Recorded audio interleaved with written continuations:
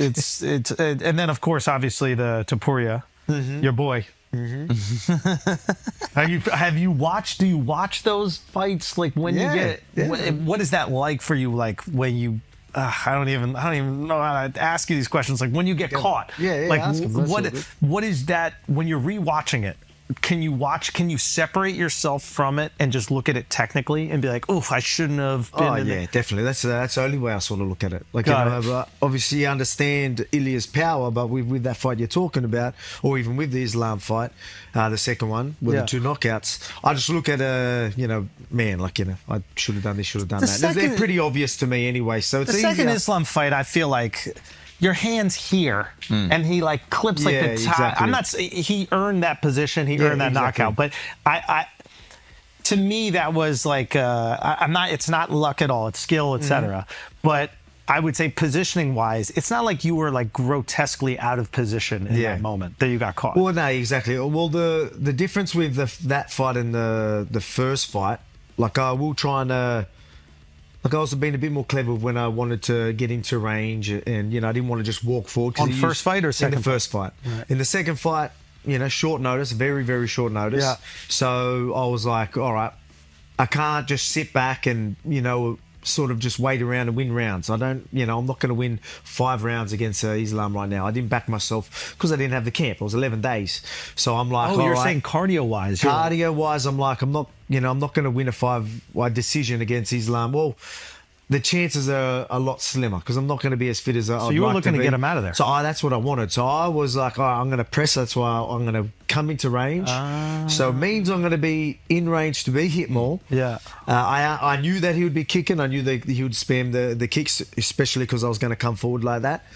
And even when he was kicking, I knew he was going to still go up. You're right. Like, so I knew that was going to come. But it was just what I hated about that is because I told myself, and this is, I guess, how I am, and I guess you need this sort of mindset and be able to do this. Like, whatever decision I make, that's it. I'm locking. I'm going to, I'm committing to that. Yeah, and I'm going to tell myself, and I'm going to believe it. I'm going to be delusional in a sense where that's, I can be. This is going to be the most dangerous I've ever been because I'm going out there to take his head off. Haven't had a camp. I reckon this makes me more dangerous, and I believed it. Yeah. And then I go out there, and I couldn't even pull the trigger. And when I say, I couldn't pull the trigger, right? I'm like sitting there, and I'm like, it makes sense, right? You didn't have it like much of a camp. Barely any sparring, and then so your timing's just not going to be there. So I wanted to be like, I'm going to be in his face and then just let the hands go and I'll catch him. So while I was there, and then I just could not let him go. So here I am. I just felt like I'm just standing in front of him waiting for something to happen, right? And then he was going body. I'm like even telling myself he's going to go high. He's going to go high. Wait for it. And then still just next minute, I'm like, oh fuck, like I was still. It's weird because I was gone. But knew exactly what was happening. If that did you have the vision wobble? No, not really. It was like I don't know if it sort of went dark, and then it was a loud noise. I remember just like this weird noise like that, and I remember it's hard to explain. But then I've known, oh no, I'm rocked. Like I remember, I'm like, no, try and survive. Next minute I'm on the ground, like try and survive. I don't think my body was doing what I wanted to do. Yeah. And next minute I'm just wobbling around like this. But it's, that's the game we played. Yeah. But with the Topuria fight, it was a quick turnaround. I probably shouldn't have went into that fight so quick. That was a proper concussion after the Islam one. You got to take a little time off. So that's already... Especially with a guy who can crack. Exactly right. So you should be letting the head rest. And not only that, even me trying to get back into it, we did everything right, like in a sense where we made sure everything that was like, made sure... we did the steps to move forward, but even when I first started getting back into camp, here I am watching. I need to be careful of getting caught. I don't want to get hit. So you're already going into camp bad habits. Yeah. And then a month or two later, you're fighting someone, and then you could even just see the way I'm fighting. I just look back at that and be like, it felt more cautious, like you were in and out. I wanted to go, and then I'd go on it's like I either go or don't go, or if you're all right, if you're worried about it. Shoot for the takedown then. So why are you like second guessing halfway through? Yeah. And put yourself in a worse position and be like, I better get the fuck out of here. Then what adjustments did you make in your next fight after Topuria? Well, that's good question. So luckily, I drilled so much of because it's not like Diego Lopez doesn't hit hard. Yeah, also. man, and like we said, like how he fires, right? He's just gonna sit on them. So a lot of good like drilling we had to do, like really good drilling. So I was lucky enough to have the team that I did around me for. You take extra time off this time to make sure you're not in that mentality. Man, and don't I had a massive break, biggest break I've ever had. I took that real serious, and then had a massive camp. So I did I went above and beyond. Usually, everyone knows I train hard. That's always going to be the case. But this time, even with my diet, I didn't have a cheat meal for like 16 weeks. Wow. I didn't have a drop of alcohol for the 16 weeks. So, yeah, we did everything, went above and beyond for that one. And, went well. But with him, he had to... He's got a great short...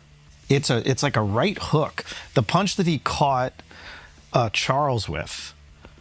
I think you're talking about Ilia? Ilia, sorry, yeah. It's like this, he steps in with it. It's like he doesn't even throw like a long extended jab. It's almost like a fake left hand, but he sits down. Yeah. But what's interesting is that in one of the first exchanges with Charles and him, Charles threw like a kind of long, straight right hand that beat Ilia's right hook. Okay, yep.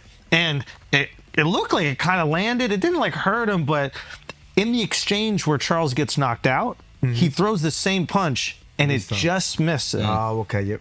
But it was interesting. I wonder if people watch that. Like I think Ilia's phenomenal, but I wonder if there are people that watch that who are taller. Because now he's going to be fighting taller guys. You go up in weight. Like we're talking about a 10-pound difference. That's like that could be 6 inches. I wonder if there are people that see that and go, I might be able to catch him coming in. The cost of not catching him coming in is lights out. But I mean, you got to punish him for coming in, or else he'll just keep walking straight, right? Exactly right. Well, that makes sense. But then again, you're playing into his world as well. But that's he's going to fire and he's going to counter, so obviously he can get caught. Yeah. But with Charles, I just thought he probably had more other ways of winning. He probably should have avoided the crash, right? Yeah. And he just didn't. He just decided to crash, and I knew that. That's why I picked a first round finish. Really? Yeah. I thought Ilia was going to knock him out. I don't know if you noticed in this, in the fight, what he did great was he ended up pulling Charles into him, knowing that when he was going to jab, Charles would want to follow up.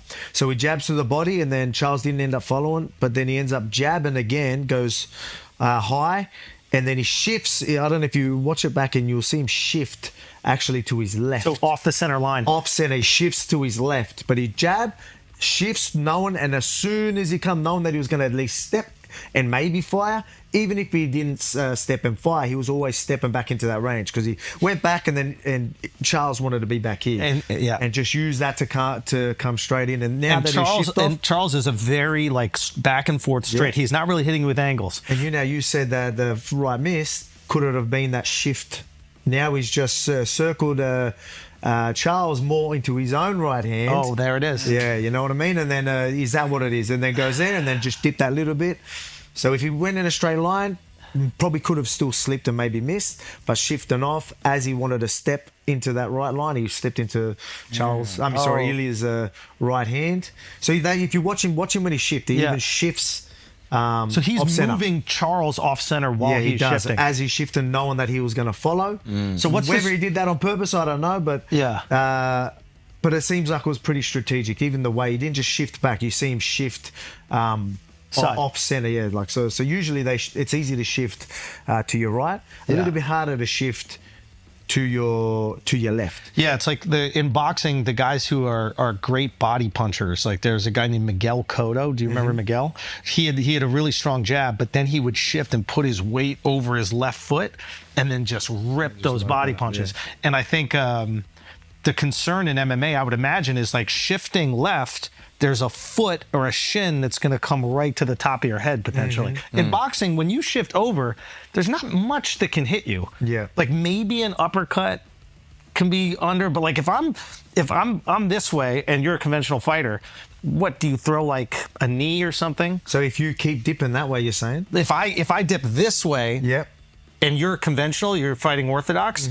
that fucking game over. Yeah. So it's it's a risky move too. Yeah. So with the shift, she sort of shifted back out of range, but out. So not really with the slip. He ended up slipping with the punch when he decided to throw the two. Yeah. All right, now I'm going to get real technical. All right. So when he even shifts off center. The only thing is when you shift to your left, he shift and then... You can stand if you want. Yeah, Huh? sure. I'm going to stand. Is that all right? Still in? So I'm yeah, Charles. So he sort of, when he went here, shifted back, and then he sort of went bang, and then he sort of shifted here. But now look at I'm side, If right? I walk straight, but then look, you're... But I'm off center here. So if you notice, so there's I'm nothing I can throw at you. Yeah, but I feel like off here. But you notice he shifts back, and then as soon as he comes in, he goes boom, and he even shifts his hips straight in. So he shifts back, and then just goes boom. So now you're walking straight into the right, and you don't have anything with power to I guess I'm like reaching over. Yeah. So you got an angle, and then again I pulled you. Yeah, go on. There you go. He's pulled that way. You're fixing that. Sorry. Here. Yeah. Yeah, so he's shifted this way, but again, firing from here across your body would have been hard. So he even shifted, and as soon as he just went bang. And then he's even shifted his, he slipped his head with that left foot. So what's the strategy against a guy like Ilia? That makes sense. Hopefully that makes sense. Watch it anyway, it makes sense. Tell us, so what's the strategy against a guy like Ilia? Let's say you guys run it back again. Wrestle the bloke, mate. You got to get him down, right? Him down. Look, that's what you want. You want to see what's going to happen with his gas tank. So even with Ilia, great fighter. Like even a lot of the things he does, like I'm sure a lot of it's well trained, and then he's got so many good instincts as well. Like even him just shifting that way, he's probably trained for that. But then just as soon as he wanted to square his hips up with the right hand, the power was there and put him in a safer position while he was throwing too. So just little things like that he probably trains for, or it's just great instincts. But yeah, we want to see the gas tank, see what happens with that. Because I thought Charles, when he was taking him down and forcing the sort of wrestle and the grapple, I felt like it was starting to wear on him a little bit. So even when he sort of ended up on top when they grapple, I don't know if you remember, Ilia gets up and then, remember he was just staying up and there was kicking him, didn't let him up. He waited. I'm going to wait 30 seconds, kick his legs. Interesting. Get my breath back because, they probably took a little bit out of him, which I thought was clever. And then the ref stood him up, and then he's like, all right, back to work. So now you get a little break. Yeah. So you would attack the gas tank, and you do that by like grappling cardio. Like, because that's different. I guess you would have to. Something like, again, like when you're right, you want to catch him coming in because he wants to commit as well. Yeah. But there's that danger of him landing as well. So 100%. With Charles, he should have known that this guy's just going to try and take my head off. I've got world-class jiu-jitsu, and Charles is pretty strong. He's improved his wrestling as well. I might take it there. But I feel like take him in the championship rounds if I have to, or I finish him early. I feel like a lot of these guys, though, it's like you've had so much success, and maybe you felt this too. Like you have so much success throughout your career doing something, and like it's very hard to make that change because it might chip away at your confidence.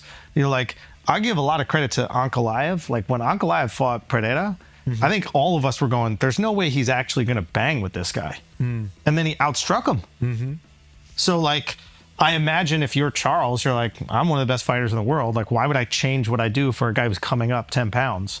Does that chip away your confidence at all when you go, I have to not do what I normally do against this guy? Depends on the fighter, I guess. And you're right. It seemed like I'm going to press him and I'm going to show the weight. You know what I mean? But then I just thought that's what I thought was going to happen. That's why I thought Ilia was going to knock him out. Yeah. And that's because he's not so defensive. He's all offense, Charles. So.